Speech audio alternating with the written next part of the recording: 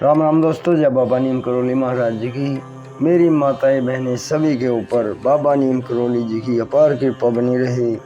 इसी मंगल कामना के साथ मैं आज आपको श्रीमद् वाल्मीकि रामायण अरण्य कांड का 32वां सर्ग सुनाऊंगा।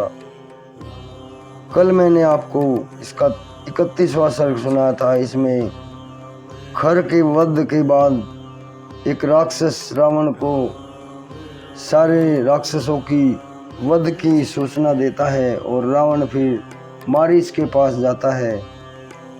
मारीच के पास जाकर रावण कहता है कि मैं सीता का हरण करूंगा, लेकिन मारीच उसे समझाता है कि वे स्वयं भगवान विष्णु के अवतार हैं, अगर तुम उनसे पंगा लोगे तो मारे जाओगे, शत्रुओं का सारे राक्षसों का नाश हो जाएगा। फिर रावण वहाँ से वापस चला जाता है लंकापुरी और उसके बाद में फिर शूर्पणखा भय के कारण चीत्कार करती हुई रावण के लंकापुरी में जाती है। रामायण श्रीमद् वाल्मीकि रामायण अरण्य कांड 32वां सर्ग, शूर्पणखा का लंका में रावण के पास जाना। उधर शूर्पणखा ने जब देखा कि श्री राम ने भयंकर कर्म करने वाले 14,000 राक्षसों को अकेले ही मार गिराया तथा युद्ध के मैदान में दूषण और खर को भी और त्रिशरा को भी मौत के घाट उतार दिया, तब वह शोक के कारण मेघ गर्जना के समान पुनः बड़े जोर जोर से घोर चीत्कार करने लगी। श्री राम ने वह कर्म कर दिखाया जो दूसरों के लिए अत्यंत दुष्कर था और अपनी आंखों से देखकर वह अत्यंत दुखित और उद्वित हो उठी और रावण द्वारा सुरक्षित लंकापुरी में जा पहुंची। वहां पहुंचकर उसने देखा रावण पुष्पक विमान पर उसके ऊपरी भाग में बैठा हुआ था। उसका राजोचित तेज उद्दीप्त हो रहा था।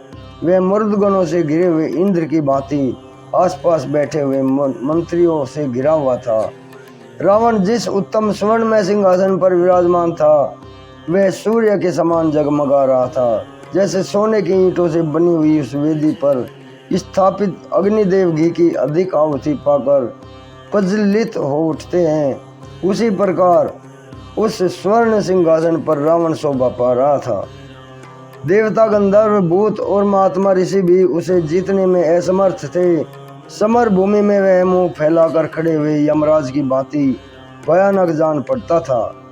देवताओं और असुरों के संग्राम के अवसरों पर उसके शरीर में वज्र और अश्नि के जो घाव हुए थे उनके चिन्ह अब तक विद्यमान थे। उसकी छाती में ऐरावत हाथी ने जो अपने दांत गड़ाए थे उसके निशान अब भी दिखाई देते थे। उसके 20 भुजाएं और 10 मस्तक थे। उसके छत्र, चंवर और आभूषण आदि उपकरण देखने ही योग्य थे। वह वक्ष स्थल विशाल था और वह वीर राजोचित लक्षणों से संपन्न दिखाई देता था। वह अपने शरीर में जो वैदूर्यमणि नीलम का आभूषण पहने हुए था उसके समान ही उसके शरीर की कांति भी थी।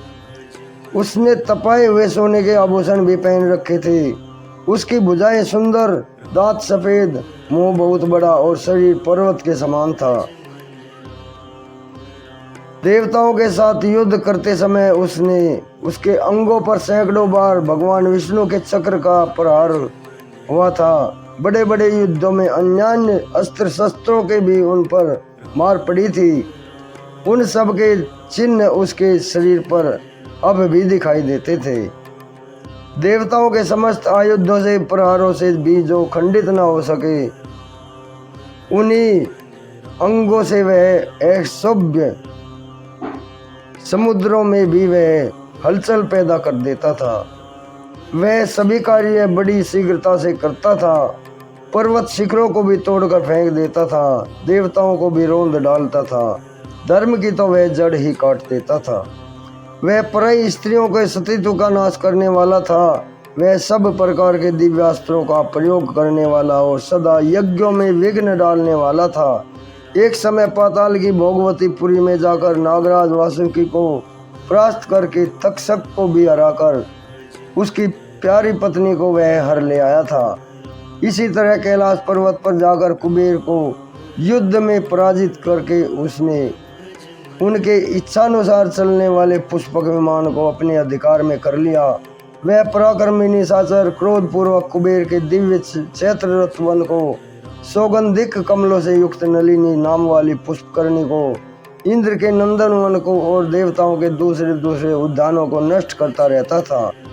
वह पर्वत शिखर के समान आकार और धारण करके शत्रुओं को संताप देने वाले महाभाग चंद्रमा और सूर्य को भी उनके उदय काल में अपने हाथ से रोक देता था।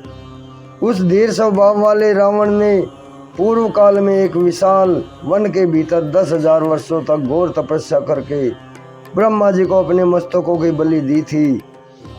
उसके प्रभाव से उसे देवता, दानव, गंधर्व, पिशाच, पक्षी और सर्पों का भी कोई संग्राम में अभय प्राप्त था।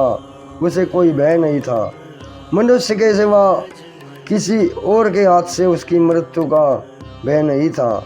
वह महाबली राक्षस सोम सवन कर्म विशिष्ट यज्ञों के द्वारा, द्विजीतियों द्वारा वेद मंत्रों के उच्चारण पूर्वक निकाले गए तथा वैदिक मंत्रों से ही संस्कृत एवं स्तुत हुए पवित्र सोमरस को भी वहां पहुंचकर नष्ट कर देता था।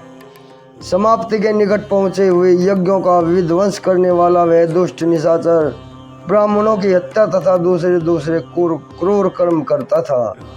वह बड़े ही रूखे स्वभाव का और निर्दयी था। सदा प्रजाजनों के हित में ही लगा रहता था। समस्त लोकों को भय देने वाले और संपूर्ण प्राणियों को रुलाने वाले अपने इस महाबली क्रूर भाई को राक्षसी शूर्पणखा ने उस समय देखा। वह दिव्य वस्त्रों और आभूषणों से विभूषित था। दिव्य पुष्पों की मालाएं उसकी शोभा बढ़ा रही थी। सिंहासन पर बैठा हुआ राक्षस राज महाभाग दशग्रीव प्रलय काल में संहार के लिए उद्यत हुए महाकाल के समान जान पड़ता था। मंत्रियों से घिरे हुए शत्रु अंता भाई रावण के पास जाकर भय से विहल हुई वह राक्षसी कुछ कहने को उद्यत हुई। महात्मा लक्ष्मण ने नाक कान काटकर जिसे क्रूप कर दिया था तथा जो निर्भय विचरने वाली थी वह भय और लोभ से मोहित हुई। शूर्पणखा बड़े बड़े चमकीले नेत्रों वाले अत्यंत क्रूर रावण को अपनी दुर्दशा दिखाकर उससे बोली।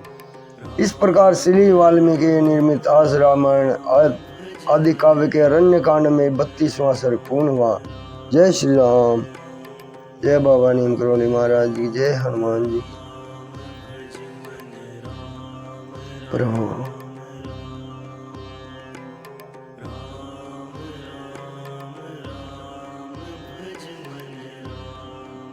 दोस्तों और मेरी माताएं बहनें, आज का ये सर्ग पूरा हुआ है। कल मैं आपको इसका 33वां सर्ग सुनाऊंगा। शूर्पणखा का रावण को फटकारना। अभी आज्ञा लेता हूँ। मेरी सभी माताएं बहनें, मेरे भाइयों के लिए अपार आशीर्वाद दे मेरे महाप्रभु बाबा नीम करोली जी।